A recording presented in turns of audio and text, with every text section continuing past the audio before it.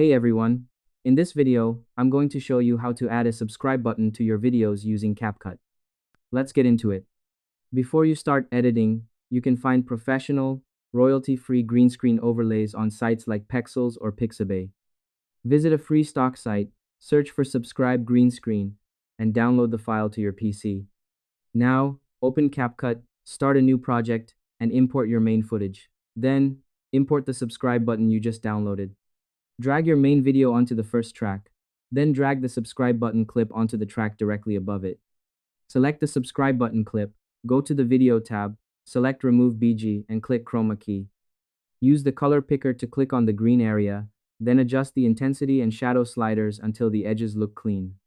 And that's it.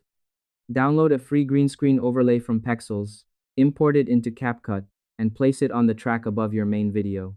Use the chroma key tool to remove the green. I hope this helped you out, and I see you in the next one.